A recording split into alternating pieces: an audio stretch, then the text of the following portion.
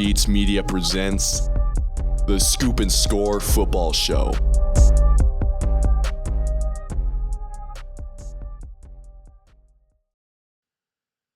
Hello, everybody, and welcome back here to another episode of the Scoop and Score Football Show, brought to you by Ball N Beatz Media.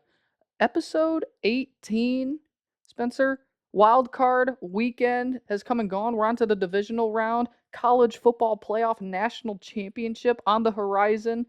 The NFL coaching carousel has gotten a whole lot crazier since the last time we talked as well. How was your week, and how did you feel about the games we watched this past weekend?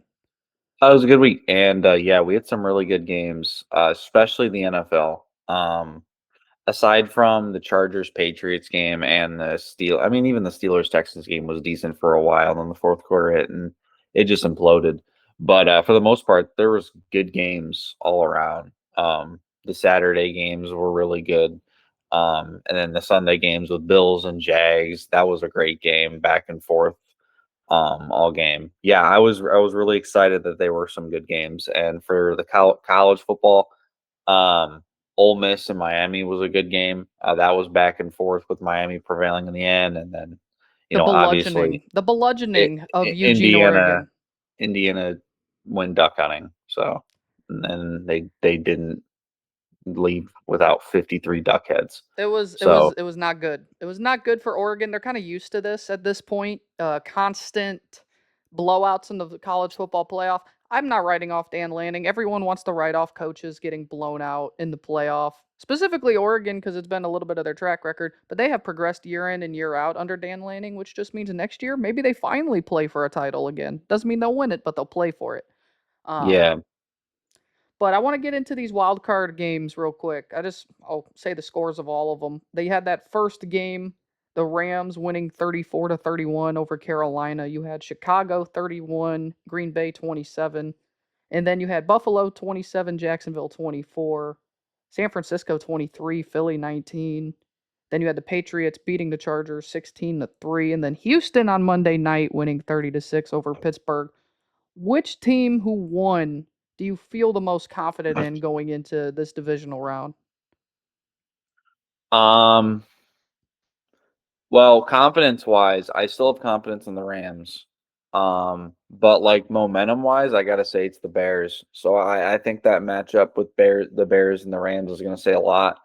I think the 49ers had a really good win at Philadelphia, but at the same time, I think that there's no way this team with no defense is going to make a run. If they prove me wrong, they prove me wrong. But they were playing against Kevin Petula, and now he's gone. So yeah, they kind of got a helping hand in that aspect with the Eagles' offense being so bad. But I think, in all honesty, it's probably got to be the Bears. Momentum-wise, I still have confidence in the Rams. I still think the Rams, go to the Super Bowl as my prediction. But the Bears have impressed the hell out of me.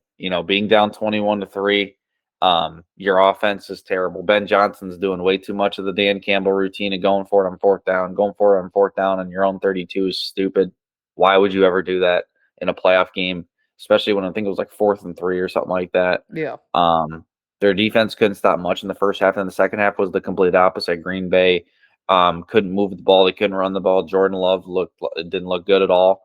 Our guys weren't getting open. They made adjustments on defense. Credit Dennis Allen and the Bears DC. And the offense was finally scoring points, and Caleb Williams made some absolutely insane throws. Especially that 4th and 8 throw that kept the season alive for the Bears.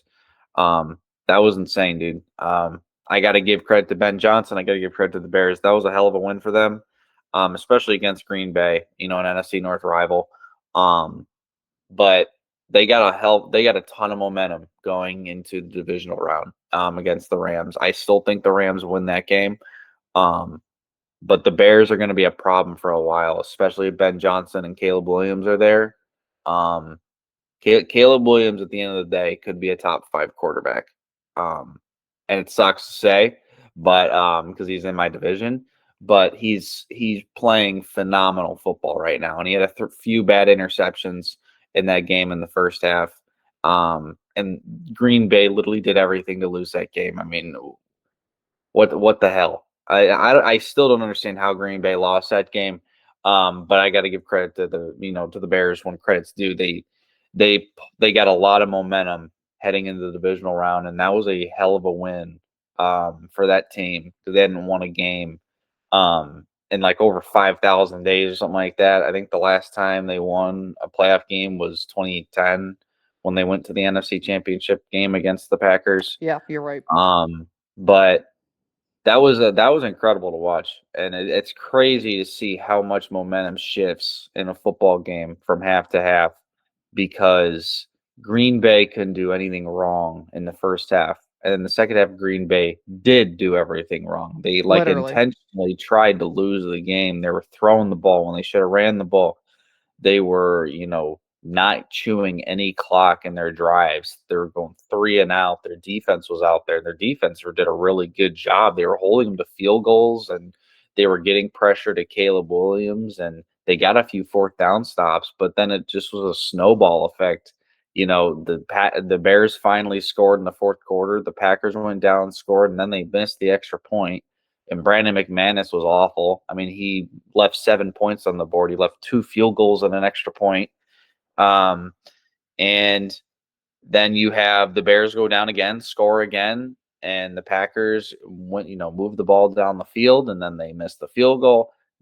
Bears go down the field again, score another touchdown, and at the end of the day, they just didn't have enough time to get anything going. They got into Bears territory, but it just was too little, too late, and Chicago's in the divisional round. That was a hell of a win for them. And for Green Bay, there's going to be a lot of question marks this offseason about your team. I know they can blame injuries all you want, but I can't blame. I mean, I can blame injuries with my team, but then I look at San Francisco and it's like I couldn't even recognize one player on that defense, and they are going out there and playing pretty good football, all things considered, and in the divisional round. They got all types of injuries. They just have another one with George Kittle. That was insane for the 49ers as well to go out there and win in Philadelphia. The Eagles' offense is awful, and they'll be better next year because Kevin Patula's gone, but that was still impressive as hell for that defense to do what they did with the players that they have. But I think that for me the most impressive one was the Bears win. It's coming back down from 21-3. Green Bay, it's your rival. I still cannot believe Green Bay lost that game. I was shocked about how badly they played in that second half. That is a firing, in my opinion, how bad they play. I would have fired Matt LaFleur in a heartbeat after that game if I was the president of the Packers. But well, you got to think. Not. You got to think here. If you look at Chicago and their track record this whole season, they've won games in this similar fashion. Maybe not to the but you can't let that happen. Not an 18-point comeback necessarily, but they win in the late game moments. Those are like 4 or 5. Those are like less than 7 points for the most part. There was a couple double digits in there. I know they were down by 10 to the Giants at one point, but like most of those were under 10 points. This was 18 points at halftime in a playoff game, and you get the ball out of the second half. Right. Like it was written in the stars that they shouldn't have got this game. And I was talking to people at halftime of this game when it was 21-3. I said, "Look, this is written perfectly for a Chicago Bears comeback because why not? We already saw the first game with the Rams that day. Rams Panthers, it was a juggernaut of a game, 34-31, like perfect script writing we had for this first round. All of them were pretty close, and then you had really the last two that weren't necessarily that close. They were defensive battles. But Chicago, you're right. They're one of the more impressive ones. For me, I'm going San Francisco because going to Philadelphia and doing what they did, like you said, defensively, yes, Philly's offense has been very hit or miss. A.J. Brown was awful. He was awful in this game. He played just like a guy who can't wait to get traded this offseason. I don't know if that happens because of a lot of his salary cap situation, but San Francisco absolutely went in there and just took the hearts of Philadelphia. And I know that Monday would have been a great day to work in Philadelphia sports media because you just know those fan bases in Philly, they're ruthless. I can only imagine what that city was like. But for San Francisco's sake, Brock Purdy is still playing very good football. But then you have Jawan Jennings, who's really come along this season. Um, and I'm trying to remember who it was who did. Was it Jawan Jennings who threw the ball to McCaffrey? I think it was on Yeah. that Philly special play for the touchdown there. That really swung the momentum back their way, and really the reason why they won that football game. Um, with everything that they've had to go through defensively, I give all that credit to Robert Saleh. I give all that credit to Kyle Shanahan. I've been a quote unquote Shanahan hater over my time and a not believer in Brock Purdy, non believer in Brock Purdy. Brock Purdy has played his best football of his entire NFL career. Yep. And it's not even debatable. The way he's playing is a top 10, borderline top 5 quarterback in the league right now. And you have to give credit where credit is due. And I did pick San Francisco to win this game. I predicted them to make the conference championship as well. And I don't have really a reason to maybe go against it other than Seattle might just be a serious juggernaut up there in the Pacific Northwest. But They're just the NFC Texans. they are. They kind of are, aren't they? It's defense. That's it. Yes, maybe that's where we end up. Because I kind of want to pivot to Houston a little bit with the fact that my confidence level has drastically dropped because of their offensive play. Their offense, CJ Yeah, now they Stroud, don't have Nico Collins. no Nico Collins, out with a concussion. We'll have to see if that ends up being the case in this game against New England, if he will play or not play. That's we'll have to see. But no Nico Collins, CJ Stroud, he was bad. He was bad. Happy feet in the pocket. He was feeling the pressure. Yep. 2 fumbles, really 3 or 4 fumbles, if you include the ones that he didn't lose to Pittsburgh. 2 of those snaps were snaps that he easily should have caught too. Yep. Happy feet in the pocket. He has, since he's gone to the NFL, he's been able to scramble a little more and run the ball. He just didn't do that against Pittsburgh. But Houston's defense was their best offense. 2 defensive touchdowns in that game. Jalen Petrie is one of the best safeties in the game, and he got robbed of being a first-team All-Pro this year. I don't know if you saw, like, I was watching that game. You had Will Anderson Jr. eating. You had Daniil Hunter eating. And I was still thinking, Jalen Petrie's still the best player on this team. And they still have Derek Stingley at corner. Jalen Petrie was everywhere. And there's a reason why he needs that guardian cap, I'm just going to say. But Houston's defense is easily a Super Bowl caliber defense like I thought it was. Granted, Pittsburgh's offense was still not that Really great bad. regardless. They'll have a better test against New England this week. Although, if I'm New England, I kind of worry because that offensive line is shaky. And Houston's coming in. Yeah, but Houston can't score either. So Houston, I think so it might be like a 6-3 final. It just might. It just might. I think whoever wins that game it's going to be their defense eats. Milton Williams, he'll just terrorize the interior of that offensive line, or Will Anderson and Daniil Hunter will just eat on those tackles. Maybe not Will Campbell. I think Will Campbell will do his own, and now that he's back for New England, it should fare well for him.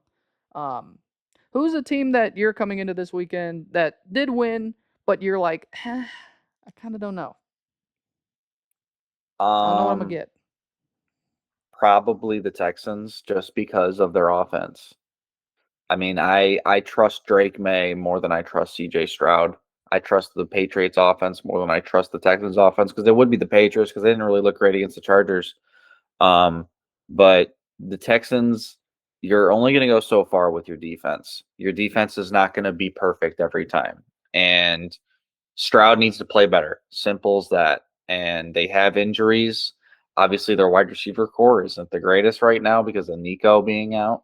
And Tank Dell, he's still recovering from his leg, just obliterating off his body. It's got to be Houston because their offense is just really, it's just, to me, it's not good at all. Their offense is very stagnant against a average to below average Pittsburgh Steelers defense. We're used to better Steelers defenses. It's not the Steelers defensive past. And while their defense is going to take them to places, and it's the whole reason why they're 12-5 and in the divisional round, your defense isn't going to be like that every single time. Your defense is going to slip up at some point, and the offense is going to have to be there to step up. And I don't think that the Texans' offense is there to step up. Stroud is not playing good right now. He doesn't look confident at all, and like you said, he's got happy feet. They have a little bit of a run game with Woody Marks. It's really come on here in the last month. I was shocked. That's the Yeah. one thing they have to rely on is that run game. Woody Marks has really stepped up the last month and a half of the season. They're coming in pretty hot. Did you see what they did against Pittsburgh running the ball? If they just ran the ball the entire game and didn't even put it in Stroud's hands, I mean, it could have been an even bigger blowout. Yeah, but it's got to be Houston for me, just because of their offense. So, are we backtracking on any matchups here? Since the thing is, my prediction, I had Houston, New England as my AFC championship. I went 5-1. I only lost the Buffalo Jacksonville game. Jacksonville easily, could have won. They were up in it in the final minute, and then Buffalo ended up getting it done. Trevor Lawrence throws a pick on the first play to try and get a game-winning drive for the Jags. So we have Denver versus Buffalo, 1 versus 6 in the divisional. I know you are pretty high on Buffalo. Circle the wagons. Nobody circles the wagons quite like the Buffalo Bills. Josh Allen, that's all you got to say. Josh Allen's going to take us to the promised land, and the Bills are going to beat the Broncos. I agree. I agree with your sentiment now, because I think that Josh Allen is just Josh Allen. And nothing makes sense about Buffalo really on paper. Josh Allen's superhero. Thing is, he's Superman. You look at Denver's roster on paper and you look at Buffalo's roster on paper. Close. It's Denver. The best player on the field. You lean Denver, but the best player on the field's on Buffalo. And it's different. And I think we're right. And a lot of other people, I think, were right because of the fact that Patrick Mahomes and Lamar Jackson and Joe Burrow, none of them are in this playoff field right now. It's open for the taking for Josh Allen, and he's proven it right now through one game, of course. But I still have to give the tip of the cap to Jacksonville with what they did this year. I mean, they easily should have or could have won that football game. Liam Cohen in 1 year really changed that franchise around like a snap of a finger. Thing is, when it comes to the coach of the year talk later on down the road, you'll hear Mike Vrabel's name. You'll hear Mike McDonald's name. Liam Cohen should easily be in that discussion too. There's literally there's probably 6 or 7 coaches this year that could have a fair argument of being coach of the year. I would give it to Mike McDonald. I think Mike Vrabel's probably going to win it, but I'd give it to Mike McDonald if I had a vote. But there's a lot of them. Just because of the injuries and just because of how far this team's going. But Mike Vrabel will probably win it. Ben Johnson, too. I mean, Ben Johnson's should be up there as well. There's a lot of them. Like, honestly, if there was a split this year, okay, that's fine. You know what I mean? There's so many of them. There's a split. I give it to, if I had to, I'd give it to Vrabel and I'd give it to Shanahan. Shanahan just because of what he's had to deal with and getting this team into the divisional round with the amount of injuries and all that. And Vrabel just because he turned around the Patriots. They won 10 more games than they did last year. It's fair. It's understandable, man. Second matchup of Saturday, NFC West showdown up in the Pacific Northwest, San Francisco and Seattle. I'm sticking with my gut with what I predicted the first time around in our playoff bracket. I'm sticking with the 49ers. I know all the injuries and everything. I just trust San Francisco in the moment. I have to see it with Seattle. And I understand on paper Seattle is just miles better than San Francisco. But San Francisco, every time they make the playoffs, dude, there's just something true about it that just always happens. If they make the playoffs, they make the NFC title. That's just how it works. And I just can't get over that. I'm picking San Francisco. I'm going to go with Seattle just because of the defense. I think Brock Purdy and Christian McCaffrey can only do so much now that they don't have Kittle, most likely. They can only do so much. This team is decimated with injuries, and it's going to catch up to them at some point. And the run's been really cool. Clint Kubiak is not Kevin Patula, and the Seahawks offense is a lot better than the Eagles offense. While I don't think that they have a really great quarterback in Sam Darnold, I think everything around him is put into place to where he can succeed, and their run game is pretty decent with Charbonnet and Kenneth Walker. So I'm gonna go with Seattle, and it's in Seattle. So First matchup of Sunday, 3 o'clock on ESPN. New England, Houston, up in Foxborough. I'm not as confident in this pick anymore than I was previously because of the way that offense looked for the Texans on Monday night. But I'm still riding with the Houston Texans because that defense is that nasty. I think they can get after Drake May. I think they can really cause some damage in the backfield there. And if they can get their run game going, you take the ball out of Stroud's hands, and in an environment like Foxborough, like Gillette Stadium, you will need to be able to run the football. Because if CJ Stroud plays the exact same way against Pittsburgh, New England will bite them. I'm going with Houston still to make the AFC Championship. I'm gonna go with New England. Because I can't trust the Texans offense at all. And um Drake May has proven that he's the real deal. And I can trust him a hell of a lot more than I can trust CJ Stroud. Um I think that the Patriots, their offensive line is pretty hurt, but now with getting Will Campbell back, that's gonna help. And their defense is not as good as Houston's, but they're pretty close to it. I still think the Patriots have probably a top 5 defense. Um, and with Stroud struggling the way he is, if their running game with Woody Marks doesn't get going, they have nothing. They have absolutely nothing. Um, and Stroud hasn't done anything to prove that he can be that guy when the situation is present. He needs to make a play on his own. Drake May has proven that, and he's only been around the league for a couple years. Um, so I'm gonna go with Drake May, and I'm gonna go with the Patriots, and it's in Foxborough. Final matchup of the weekend on Sunday, 6:30. I believe this one's on NBC. You have the Rams going to Soldier Field taking on the Chicago Bears. Um, I agree with you. I do think this is the matchup of the weekend. Um, my Rams were my Rams. Of course, they're mine. I own them. Um, I predicted them to win the Super Bowl in the preseason. I'm still going to ride that wave. Um, their defense scares me a little bit, specifically their secondary. I expect Luther Burden. I expect Roma Dunze, even DJ Moore to probably have a pretty good game offensively. Their secondary scares me. I think their defensive line and their linebacking play has kind of covered up their weakness in the secondary. And I think it got a little bit exploited against Carolina, which scares me with the Chicago matchup for them. But I'm still riding with them because I think they have the MVP this season in Matthew Stafford. And I think that the Rams offense is just going to be enough against this defense.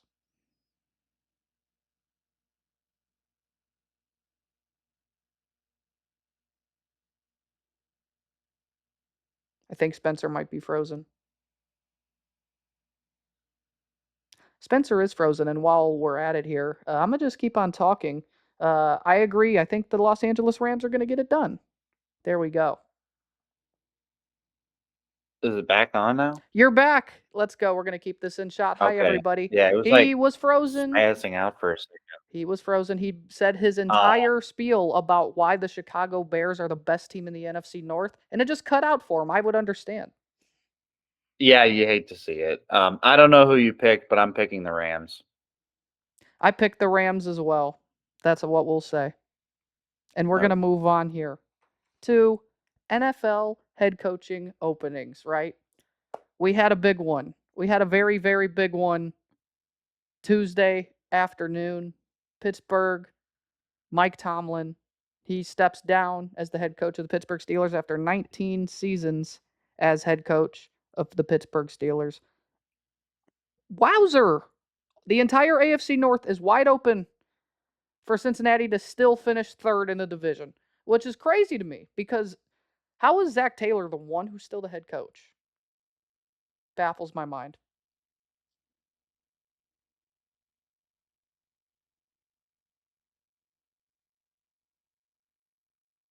we're having some more technical difficulties here. But in the process, I'm going to take some B&B water since we're going to get back on the topic of Zach Taylor. This is branded. They're not a sponsor. Shout out to Sonny. But you're not a sponsor. If you want to be a sponsor, you can be. It's a perfect time for everyone to subscribe to the channel. If you want to hit that push notification bell as well to stay up to date on all new videos while Spencer cuts in and out laughing about this fun promo about our show. You should also follow us on our social media pages as well down below. And you should stay subscribed. You should follow me on Twitter as well, because we're going to keep talking about this NFL head coaching search. All right? We're going to dive into the nitty-gritty of it right now. Hi, Spencer. How is everything? I think I'm back. You sound back. You look back. You're not frozen. Your fingers moving on your lip. You're back. Mike Tomlin. Okay. Just to refresh everyone.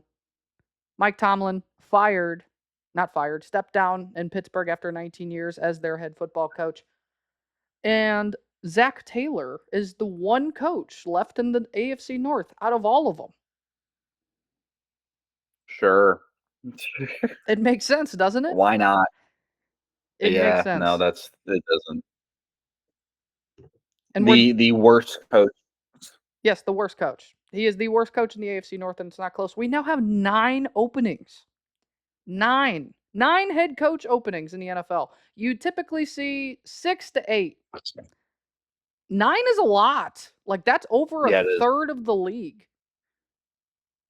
And we might not be done, hypothetically speaking. I don't think we are. I mean, let me rephrase. I think we are done, because I don't see Matt LaFleur leaving Green Bay for another job. I just don't see that happening, because people want to throw out Matt LaFleur. You got to watch his brother for some of these head coach openings, actually. But Tomlin, gone. It was time, though. Since the year 1970, Pittsburgh's had 3 coaches. Okay? Chuck Noll, Bill Cowher, Mike Tomlin. Cleveland's had like 75 million, bazillion, jillion, trillion, dillion. Yeah, they have. They have. Where does that's nuts. Three coaches since 1970. 3 coaches in 55 years. Unheard of. Anywhere. Well, yeah. Even at like the biggest college programs, they typically last 15 to 20 years, which is still roughly around the range Tomlin was. They've hit coaches. They've hit every coach. Yeah. Stayed. Where does Pittsburgh go from here?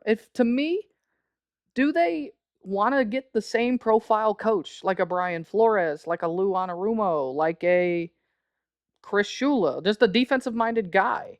Or do they finally take a flip, because it's Art Rooney II's first time hiring his own coach?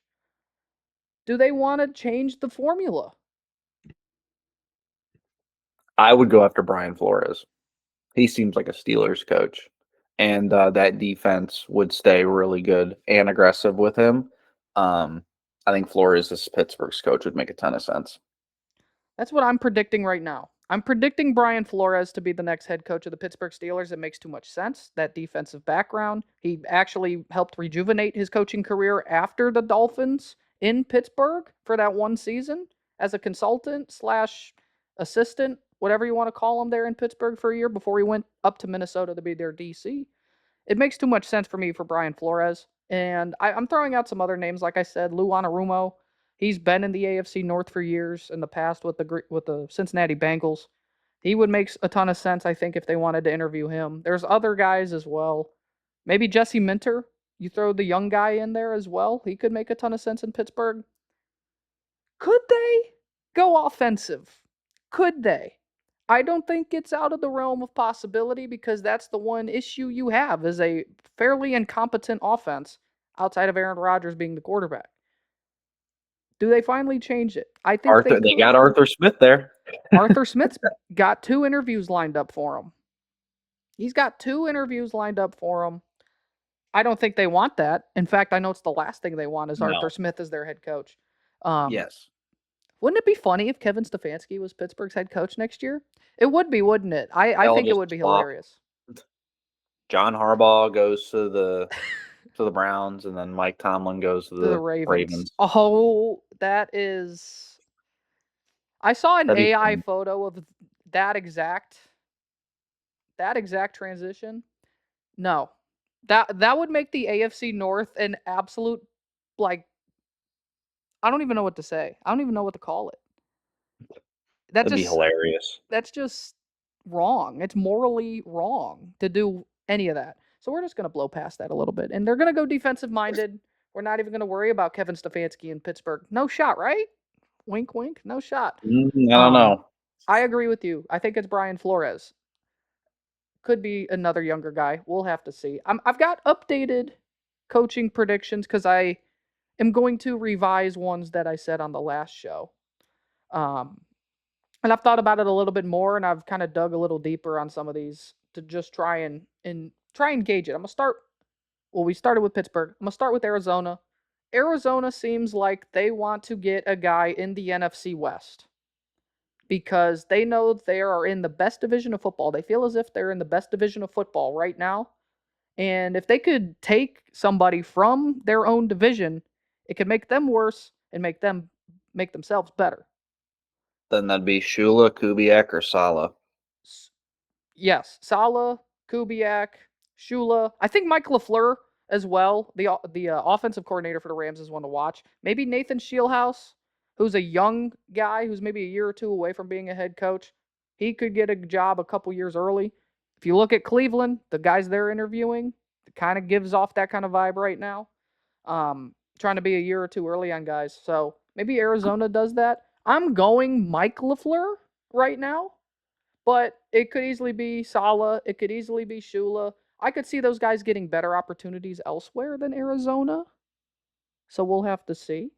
Atlanta, I'm sticking with Clint Kubiak as my prediction right now. I know that they really want to get Harbaugh or Stefanski.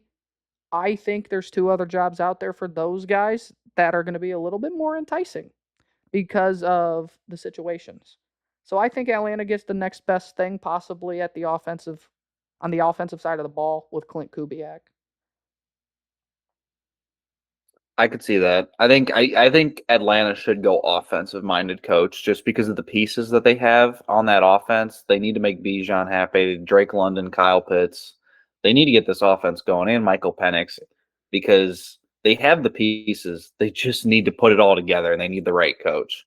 And I think Kubiak could be that because Kubiak's had, in New Orleans, it was like a 2-week run. I remember like a couple years ago, them being like the greatest show on turf, and then they kind of fizzled out because of Derek Carr. Now Seattle, he has them as the number 1 seed. They had a really good offense this year.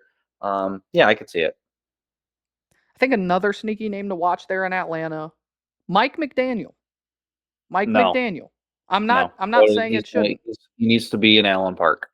I know you want him in Allen Park. I don't know if that's going to happen though. We'll have to see. With Baltimore, I'm going to switch to Baltimore. I'm still sticking by my Robert Saleh prediction right now. They could go offensive minded though. I have heard other guys. I've heard a Clint Kubiak. I've heard Cliff Kingsbury mentioned. I don't buy Cliff Kingsbury honestly. I'm not. Grade. Yeah, I don't think Cliff Kingsbury's really in the picture for him. It could be some other offensive guys. I'm sticking by my Robert Saleh prediction because I think Robert Saleh deserves a chance at an actual franchise. You know what I mean? Like, I think he's proven it. When he was actually at the Jets, they were sort of competent. They weren't that good, but they were actually average and possibly really on their way coming up. They had one of the best defenses in the league. And look at what he's dealing with in San Francisco and that the fact they're still playing.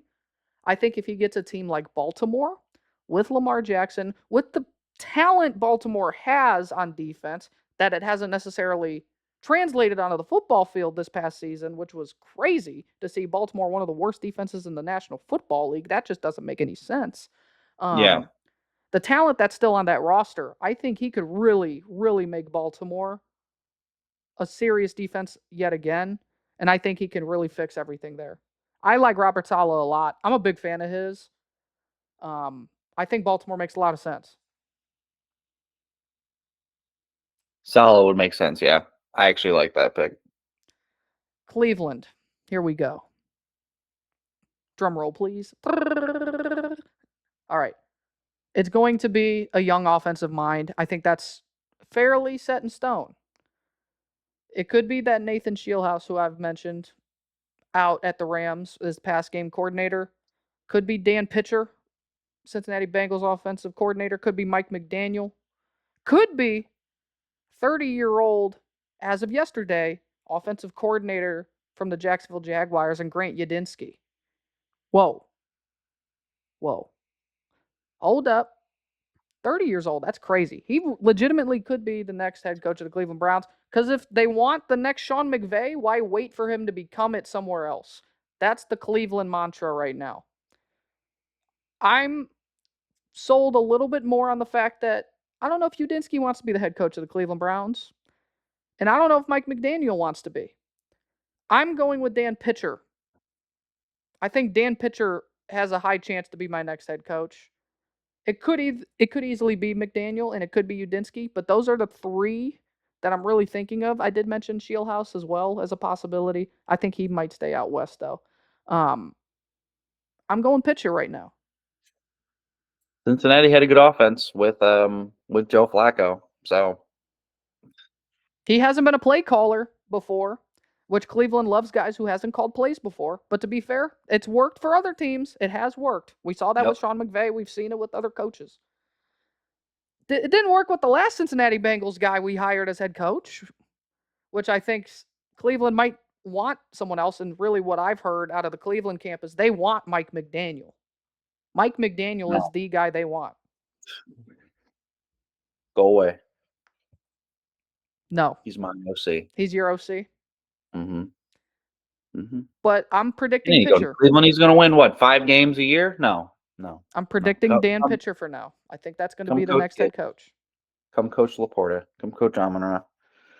I mean, I wouldn't blame him. I think that's a better offensive situation for sure. But if he could get his own guys in Cleveland, it could work out. Who knows? We'll see.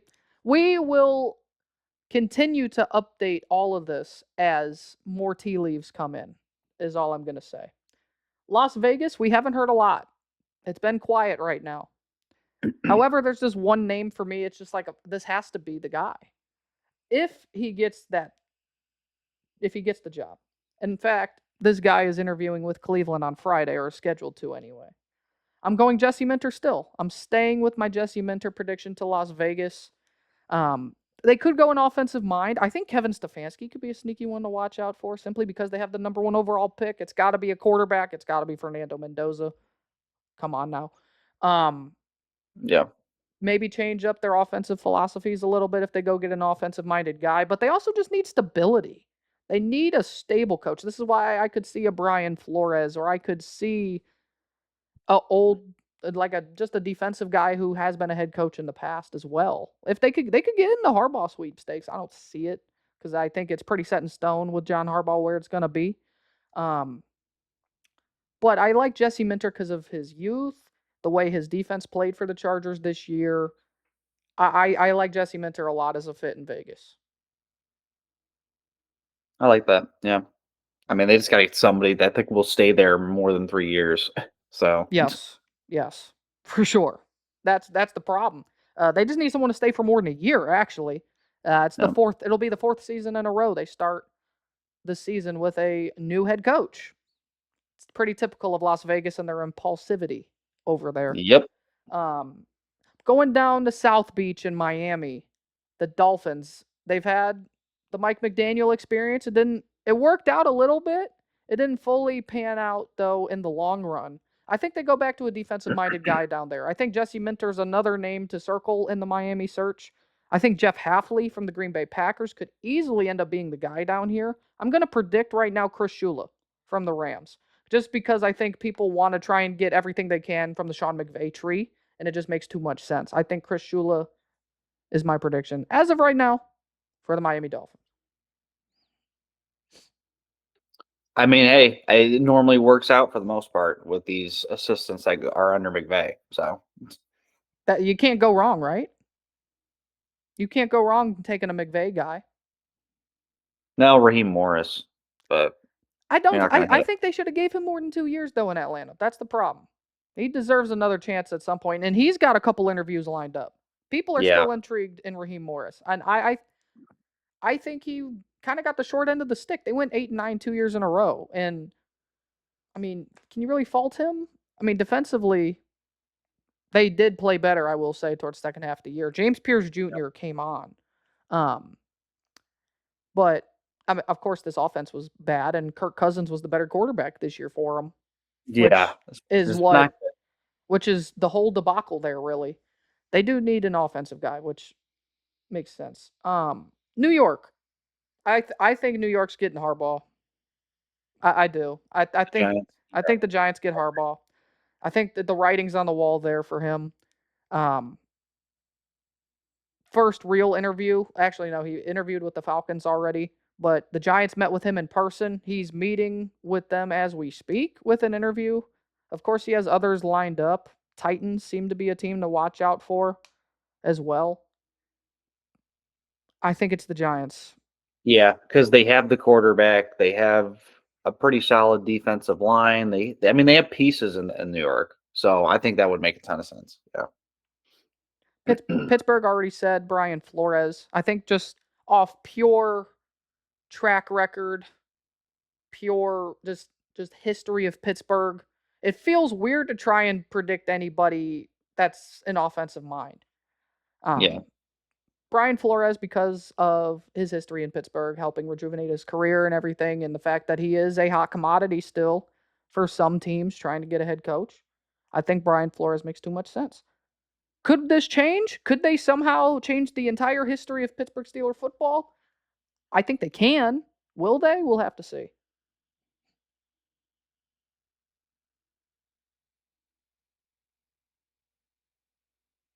Oh, Spencer. Hello. Um, Oh, there we go. All right. he's back yet again. Here he is. This internet's been rough. Internet has been very connected to rough. the hotspot because my Wi-Fi has been acting up. So I connect my hotspot. Normally it's pretty good, but Internet's been rough, but you know what hasn't been rough? We have one more head coaching opening to discuss, but before we get into that, I'm going to take my second sip of this branded B&B water. branded B&B water. That just hits the spot sometimes. Although other branded B&B No, it waters, comes I'd say from hit a a little loving harder. place. It comes from a loving place. It does. The Tennessee Titans, the final opening. I think they get an offensive coach for Cam Ward. I think that the Tennessee Titans job in particular is a lot more enticing for coaches because of Cam Ward. Just because of Cam Ward. Because of Cam Ward, the salary cap situation, they have the most salary cap in the league this year if they wanted to spend it. They have, I think, the second or third most draft picks this year, and just moving forward, they have a lot of draft picks as well. So, from the standpoint of all of that, I think this job is a lot more enticing and towards the top of the list for these guys. I'm going with Kevin Stefanski for Tennessee. Stefanski is definitely going to be a head coach next year somewhere, and I'd like him with Cam Ward in Tennessee. I could also see Mike McCarthy. I hate throwing that name out there, but this is the one that he's been tied to a lot, is Mike McCarthy. I could see Mike McCarthy there. I don't know how that would work. We would have to see. It would be funny. I could also see Mike McDaniel possibly getting a gig there in Tennessee if given an opportunity. Of course, there's other offensive coaches. Clint Kubiak possibly. But I'm leaning Stefanski for Tennessee. I think whoever Harbaugh chooses in between New York and Tennessee is where Stefanski will go if it's open, the other one. Yeah, I think so. Yeah, I agree. I think Stefanski to Tennessee makes a ton of sense.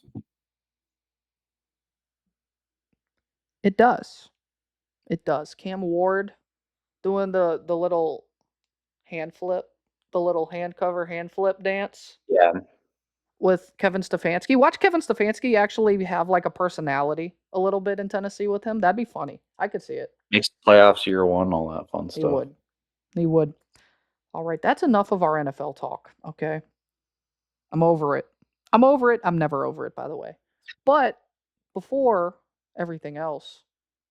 I think it's a good time for everyone to pause the video, or just, if you're listening in your car on Spotify or Apple Podcasts right now, this is also a good time to pull over on the side of the road and even just hit the follow button on Spotify and Apple Podcasts. Make sure you're following the podcast right now, and make sure if you're watching on YouTube, you subscribe to the channel and you hit that push notification bell to stay up to date on all new videos every Friday at 6 p.m. It's supposed to be anyway. Hasn't been the last couple times, but it will be. It will be back on track that way. Um, and you should follow us on social media. You should follow us on our TikTok Yes. page. We go live All the socials. every Monday night at 11 p.m. You gotta join us there. You have to join us there. It's a fun time. It's a fun time. College football playoff national championship. Hard Rock Stadium in Miami. I checked my notes. Oh yeah, the team who plays there's playing in it. Number 1 versus number 10. And the number 1 team, let me check my notes. The Indiana Hoosiers.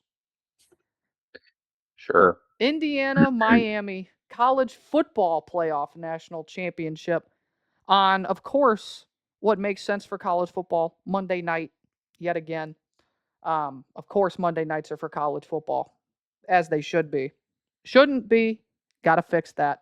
But, Spencer, what do you think is the biggest matchup to watch in this game?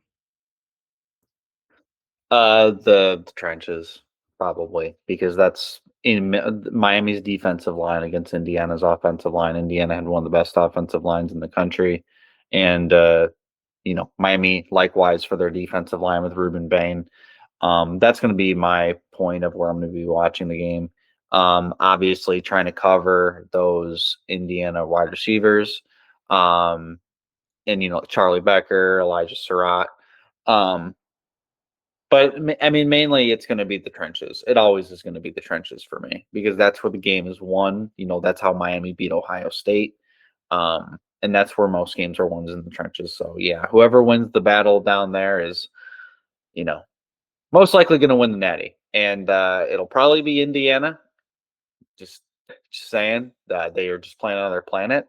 And you know what? Kurt Cignetti is going to be the next coach of the Pittsburgh Steelers. Could be. He's from Pittsburgh. He could be. You never know. It's just gonna happen. It's Brian Flores, nah. It's Kurt Cignetti. Kurt Cignetti. If it is Kurt Cignetti, I'm done, because you know what he's gonna do in year 1 in Pittsburgh? Take him to the NFC or AFC title game. It's just gonna happen, which is so irritating.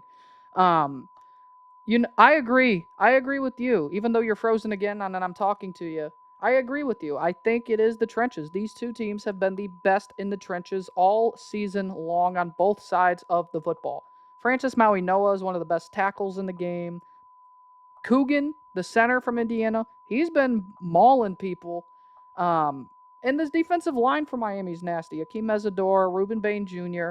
We'll see if Ahmed Moten Sr. is healthy. I think he got banged up in that semifinal matchup against Ole Miss. We'll have to see. He was banged up earlier than that too. Tried to play on it and he couldn't. I agree. The trenches, these are the two best teams in the trenches, and that's why they're here at this point. They've been the two best all season long in the trenches, and that is exactly why they're here. Indiana, it's just the Cinderella run, dude. It's beautiful. It really is. We're going to get to a point where next year everyone's going to hate Indiana, because that's just what happens. Teams hate success, and you're going to have the worst program in college football history go on the run that they've had. And if they win it, everyone's going to be like, okay, we hate you now. It'll be intriguing to see next season. Since you're still frozen, I'm going to keep on talking here. Carson Beck. It'll be very intriguing how he plays in this game. He's played some of the best ball of his career this year. And it'll be intriguing to see what happens, as I've now lost Spencer. I have lost Spencer. So it is now just me. It is just us. We are talking. This is great. This is great content. I hope you are enjoying this as much as I am. I like to see Indiana do great things.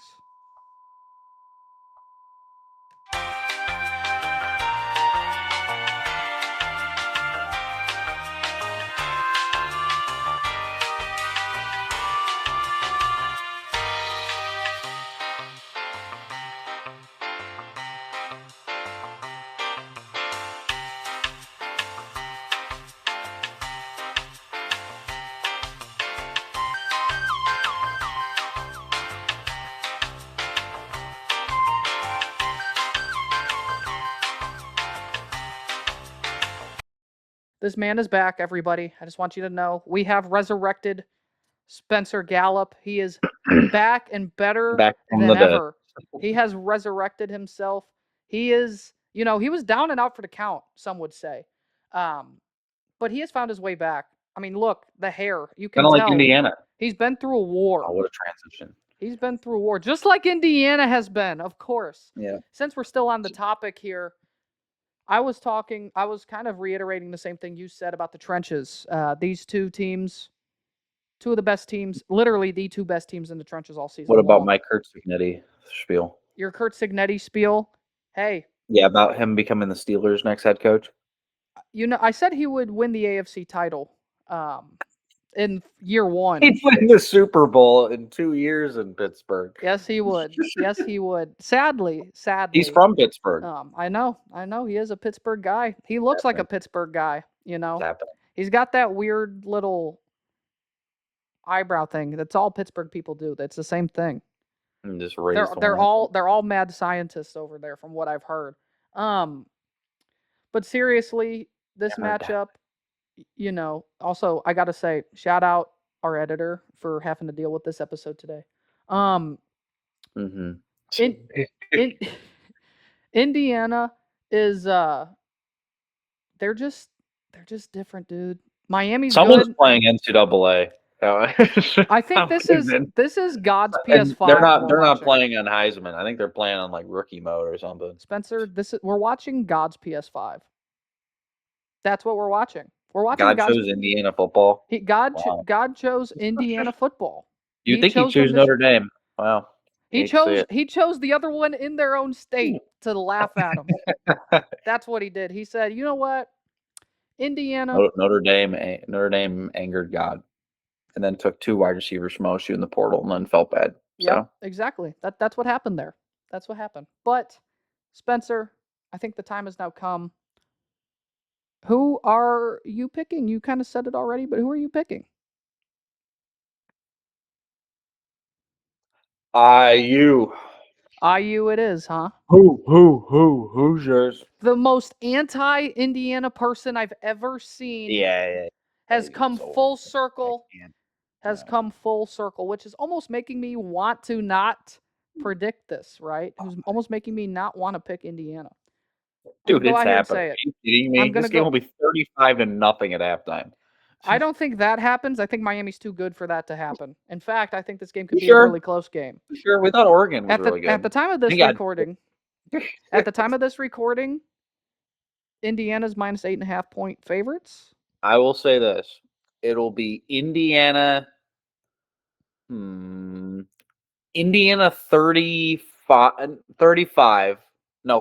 Indiana 38, Miami 17. That'll be the final score. Okay. 38-17, Indiana. So if nothing makes sense. I agree. I'm gonna say that. I think Indiana wins. There's a lot of people that think Miami. If you want free are money, win just right bet now. Indiana. A lot of people think Miami's going to win this game. I've seen a couple people now go out there and say Miami's going to win it all. Nope, not falling for it. Nope. Because they thought with Oregon. We thought with Oregon. Oregon. No, they're really good. They're one of the best teams in the country. They're going to put up a fight against Indiana. Nope. First play of the game, pick 6. Well, you think Alabama's going to put up a good shot against them in the Rose Bowl? Indiana hasn't been to this kind of, they haven't been on this level yet. Alabama has. They're pretty good. Nope. 38-3. Just let it happen.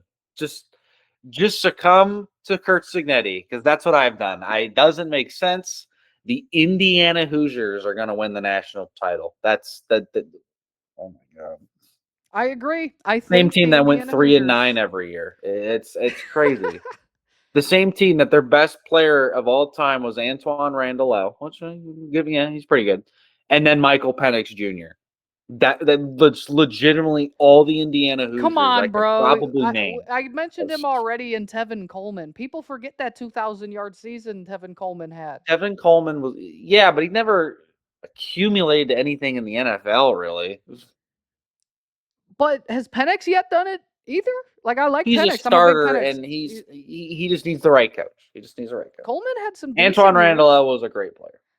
I agree with you, though. I'm going with Indiana. I have it a little closer. Ironically, pretty similar score. I have 31-17 Indiana as the final. I have Indiana covering the spread. So double did. Yeah. And what I'm saying is, Just because of hammer Indiana everybody minus else, 7.5. because of other, That's free money. it It's is. free money. I agree. Because of others picking Miami, others in big college football media space are starting to lean Miami's way. Those people are stupid and need to Who actually have- watch games. They've doubted Indiana every other step Is it Josh of the way. Pate? Is it Josh Pate? It is Josh Pate. He picked Josh Miami. Pate's an idiot. This dude knows nothing. He's such an idiot.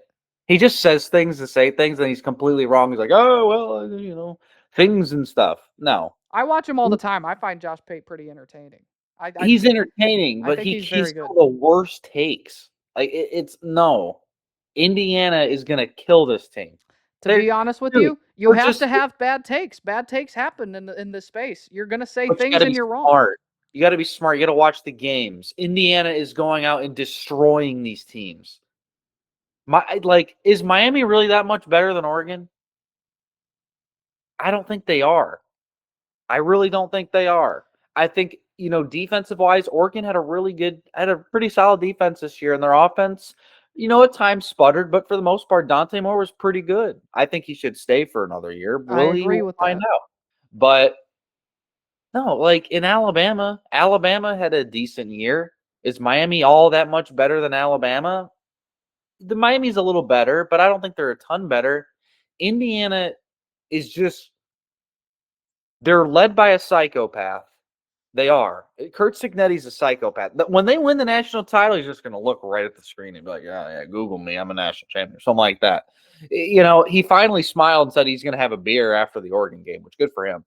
But this dude is, listen, if he was on my team, I would love it. And I actually like Kurt. I've started to really like Kurt Cignetti. He is completely flipped, ladies and gentlemen. This dude was the biggest Kurt Cignetti They were hater. fake last year. Hold on, Spencer. Fake last year. Spencer. Talk about a bad take. No, it was a bad take. It is. But, bad takes happen. Well, it wasn't a bad take. They were fake last year. I never said he was never going to do anything. I just said they were fake last year, and they were. They lost two important games that meant a lot. I never said Indiana was going to be bad this year, and I never said Indiana. I gave them their praises throughout the season. When they beat Oregon in Eugene, I gave them the praise. I did. And I said, this is one of the best teams in the country. And then when they beat Ohio State, I gave them credit. When they wait till they play Ohio State. I did, because I thought OSU would play better, but they didn't, and Indiana dominated. Yeah. I never said that was going to be a blowout win for Ohio State. I just said, I think the Buckeyes will win that game. When Indiana does win, you will have a cutout Kurt Cignetti in your backdrop. That's what's going to happen. You're going to have a cutout Kurt Cignetti in your backdrop. He has to be in your shot. This is the college football 26 dynasty. It is. This is weird. And that's the thing we have to get used to moving forward in the college football space, which is what I want to talk about a little bit here to wrap it up. Indiana has gone out there and has literally changed the game and the way people are going to perceive coaches who are in the hiring process, everyone who's involved there, the pressure on some of these guys to do what he's done right away. It's going to be way more prevalent than it ever has been before for guys to perform year 1, year 2, even in year 3. It's crazy, and I think we have to expect more programs like this to come out. I'm not saying Indiana, maybe Indiana's here to stay for a long time with Cignetti. They might be. Who knows? Maybe Indiana wins the next 10 titles. What happens here? Why not? Yeah. I think because of the paradigm where we are, we've now gone 3 years in a row. SEC has completely missed a national championship, and the Big Ten now proven to be the dominant conference. Like, we can shut that up. Everyone, like, it's dead. It's over. The argument is done, at least right now. The Big Ten is currently at the top. And in I fact, would say I still think the SEC has the better overall conference, but the Big Ten has the better teams. I think that if you look at the middle of the pack in the SEC, I make the argument that like the middle of the pack of the Big Ten is now also better. They beat them head to head. like Indiana, Ohio State, and Oregon, top of the top. At top of the SEC is Georgia, Alabama. I think LSU is going to be better next year with Lane Kiffin. Should be. They Texas, should be, yeah. Texas, I think, is going to be really good next year. I agree there too. With their transfer portal, they're going nuts. But like if you I don't know, like the middle of the pack in the Big Ten is Iowa, and Iowa, they beat Missouri, which was a pretty or not Missouri, Vanderbilt. It was Vanderbilt, yeah. But look at Iowa and who they actually lost to and how those games went. I think Iowa deserved a lot more credit. I was pretty high on Iowa. Although it was Mark Gronowski, he was very, very shaky through the first half of the season. Then they balled out. Iowa looked pretty good. I'm just saying they went 8-4, but if you look at who they lost to, 8-4, no way. 9-4 actually, because they beat Vandy. They Oh, went yeah, 9-4. But if you look at what happened record earlier. outside of Penn State, outside of the Penn State game for Indiana, that Iowa team played them the best out of anybody. Iowa should have beat them, man. Iowa legitimately should have beaten Indiana. But Kinnick is just a horror house. It's just for those who are deaf. He said horror, by the way. I said for those who are deaf watching or listening, he said horror house. By the way, I had to emphasize horror. Yeah. A horror house. Yes. Not a whorehouse. But yeah, Robert Kraft knows about those. Anyway, keep pushing. Yeah. No, congrats to Indiana. Dude. If you think about it, it's one of the best college football stories of all time. Like we're probably never going to see anything quite like this. It's to this level. Like Indiana was 3-9 2 years ago. They went 11-2. They went 11-2 last year because they lost to Notre Dame and Ohio State. And they're only two games that really mattered. Lost since. Yeah, and I was right about them. They were fake last year, so I don't want to hear any slander about what I said about them last year. And this year, I never said they were fake. I never said they were fake. Hey, I'm just saying I had them wrong. I had them ranked coming into the year, but people didn't think they were going to be all that good. I had them going to the national title game in our bracket. I had them playing the Buckeyes. You did in the new age format. Yeah, you did when we did our playoff predictions. Of course, OSU lost, and of course I didn't. So my runner-up pick was Indiana already because they were in my national title game. Think about this: if they lose in the national championship, all three of his losses would be to the national champion or national champion runner-up. Oh, if they lose, yeah. I would be otherworldly happy. If that's Miami what you would be. won. You'd be happy. No, because I like seeing the actual Big Ten win national titles. It's cool. I like, I'm a Big Ten guy. I think it's cool. Yeah. Having back-to-back Big Ten national champions and all three different teams would be awesome. And the SEC is in shambles right now because the Big Ten has the best teams. And I don't know, dude. What a crazy, crazy world this is. It's a crazy world outside of sports. I think they're gonna be good next year. I think that their transfer portal class is insane. It's one of the best. I mean, they're bringing in everybody. But it helps when you have a billionaire donor. It helps when that billionaire donor likes sports. Here's the thing. All of these big schools have those. It's just which ones are willing to work with the times. But they do. No, they don't. They definitely do. Who do they have? None. They have a guy who's in the Epstein files, but they can't get the money from him now. They do have a guy in They literally have the medical center named after him. They might want to change that soon. They probably that's not a good look. They probably will want to change it at some point. But you also have the Schottenstein family involved. They're pretty wealthy. They're not getting donations from them. You've got and that's basketball more than anything. And don't get me started on Ohio State's basketball team. They're garbage. We don't even need to talk about that. Never. We'll never probably ever have to talk about Ohio State basketball ever again in relevancy. I'm tired of that, dude. Um, Hired this guy over John Calipari. it's actually crazy when they had Dusty May, who wanted to be the Ohio State coach. I too. know. Like, Ain't it? they missed out on Dusty May and John Calipari. It's ridiculous for Jake Diebler, who had a cool, cute little run where they didn't make the NCAA tournament. First off, and now it's like, oh well, they're up and down. They got Bruce Thornton, they got Devin Royal, they got John Mobley Jr., who are pretty good players, but it doesn't matter. They're not going to make the tournament. So Yeah. The problem with Ohio State is how they do their NIL right now, period. Well, it's not really a problem. It's actually more structured for the future. They just started it before the future actually happens. So that's their Ross issue Bjork's because all their trying to piss me off. NIL is tied through Learfield Yep. now. So that's part of their problem is more corporate-based NIL stuff going on. So it's more structure to it, which they're allowing guys who haven't proved it, you can go. Guys who have, will pay you. That's why you've seen the way this transfer portal's gone for them. Yeah, and I think that they have a good transfer portal class. I think OSU's transfer portal class is pretty solid. I like their safeties that they brought in. I like the Alabama guys on the defensive line. But the offensive line has not, at least at the moment, been addressed. They lost Tegra Shabola, which good. I mean, he sucked. And you could say, oh, he didn't give a sack or he had this and that. Dude, if you watch the games, he was overwhelmed half the time, and there was pressure on Sane all the time.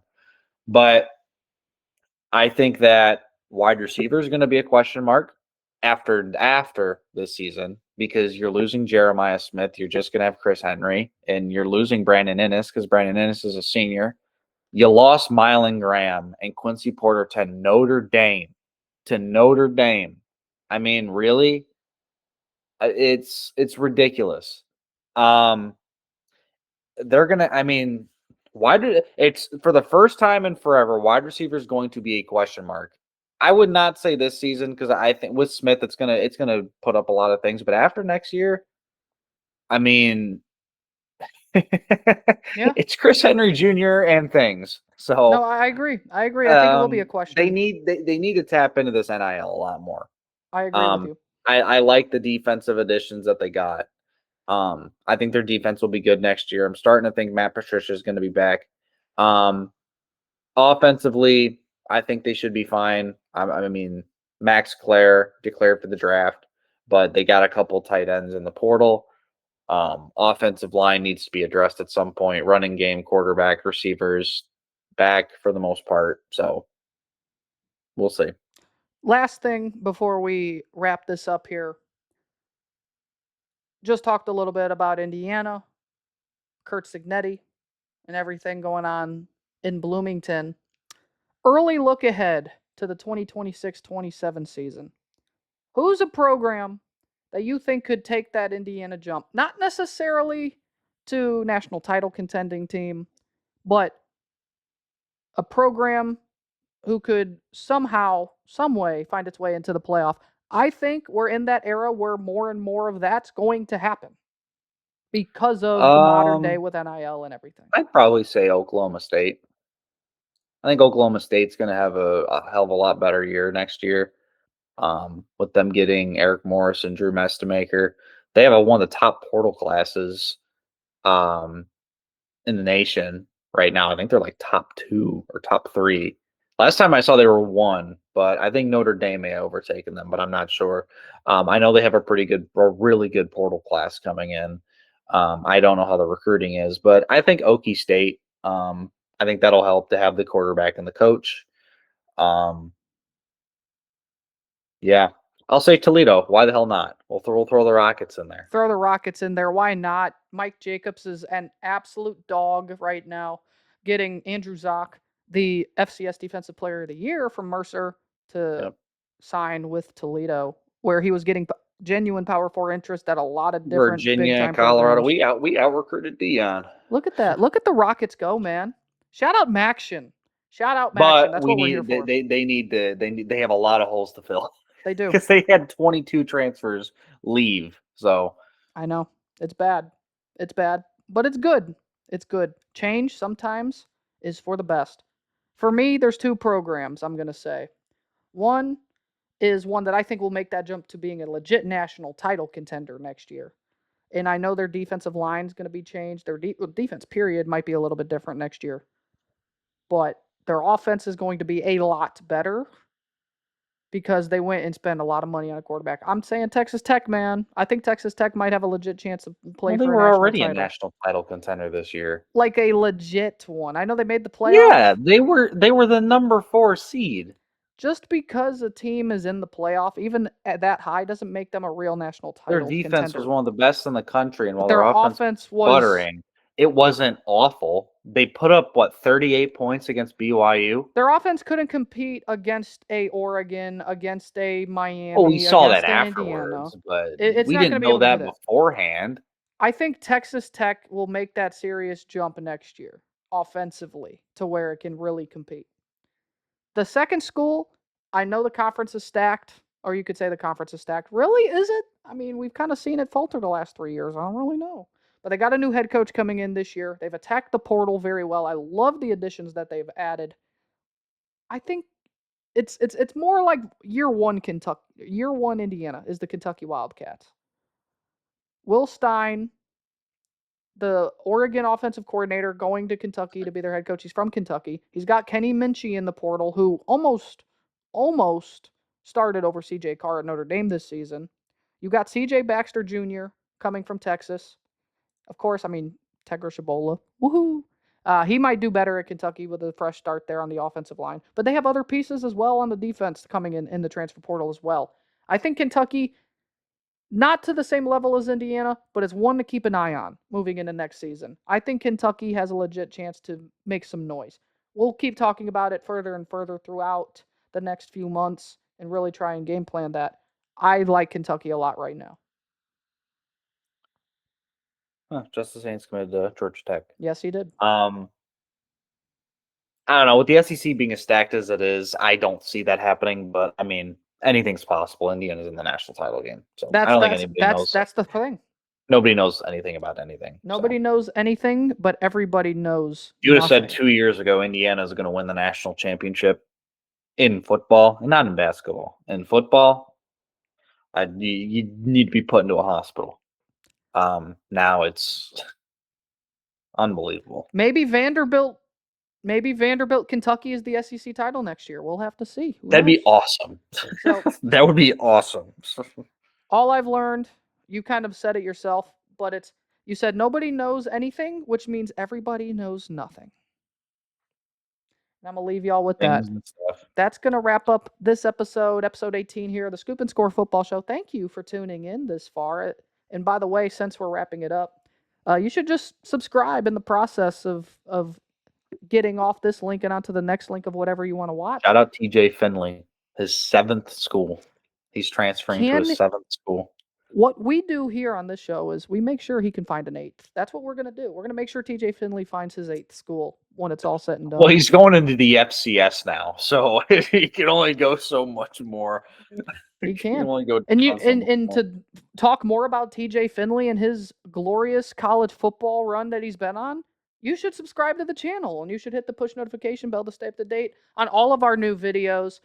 You should follow us on our social media pages as well at Ball N Beatz Media, or our personal ones as well. Links are down below. Follow me on Twitter, please. I'm active on Twitter all the time. And follow us on TikTok, Ball N Beatz Media on TikTok. Monday night, every Monday night at 11 p.m. Go live, talk ball. You know what I'm saying? If you want to talk ball with us, you should join us on TikTok Live.